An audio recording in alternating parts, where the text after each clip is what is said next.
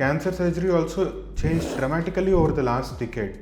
Smaller incisions, precise technology, latest technology, shorter recovery times. But whenever a cancer patient or their family members look at this news, only question which they get is, does this really matter?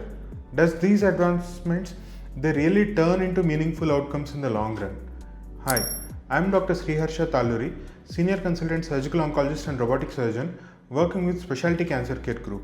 When hearing about or when being counseled about benefits of robotic surgery, the usual things which are explained like smaller incisions, like faster recovery, less pain and early return to work, while these are all true, but what we cancer surgeons focus on while planning for a robotic surgery is, can we remove the cancer completely and safely with this approach? And can this robotic surgical approach, can it improve any benefit compared to the traditional surgical approach in my patient? Because at the end of the day, curing the cancer is most important. Yes, faster recovery is important as well, but in place of manageable side effects, long-term cure is most important. To understand this, first what we need to understand is, what is a surgical robot?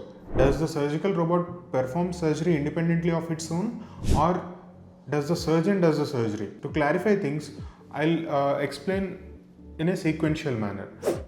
Surgical robot is an intermediary instrument between the surgeon's hands and the patient's tissues. The movements which the surgeon performs on the operating console while viewing through a 3D viewfinder are translated exactly by instruments which have wristed instruments with a good number of degrees of freedom. They are replicated inside the patient's abdomen in the same way. Whatever the surgeon does outside is replicated inside by the robot.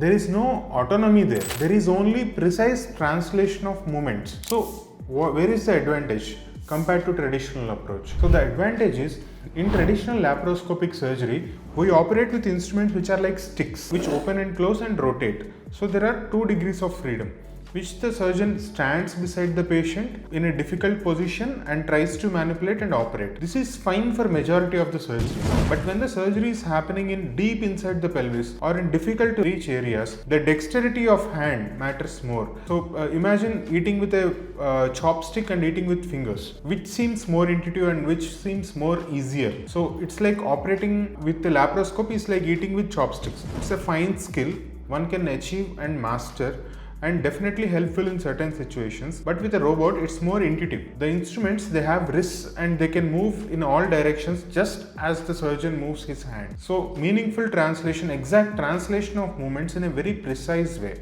And also robots can eliminate meaningless tremor in hands, thereby improving the precision and also vision. Compared to traditional laparoscopic systems, the robotic vision system is more advanced. It provides a 3D view with a stable camera to the surgeon. All the while, the surgeon can sit and operate in a very comfortable and ergonomic position. So it is very important when the surgery is very prolonged surgery, like 5-6 hours of surgery. Surgeon fatigue matters, and it also relates to the outcomes of patient. When surgeon is comfortable operating with a precise instrument, he can operate for long and he can maintain that precision for long. So robotic surgical instruments are truly a revolutionary technology, but it has to be used in certain use cases only.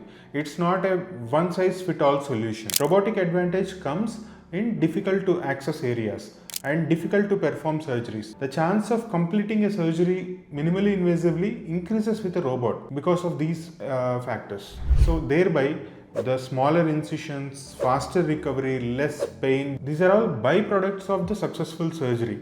And what matters more is precise oncological clearance. Tissue planes are very much visible and very much accessible with a robot in difficult to reach areas, in redo surgical areas. So that's why surgical robot is preferred in certain oncological procedures only. However, it is important to understand that it's not just the technology that matters. It's the surgeon's expertise that matters. It's the team's expertise that matters. It's the patient's disease stage, disease biology, age of the patient at presentation, performance status of the patient at presentation. All these matter in defining a successful outcome, not just the robot. A robotic surgical platform is a very powerful tool, but it has to be used very cautiously. Not every patient requires robotic surgery, or not every patient will benefit from robotic surgery. So patient selection is critical.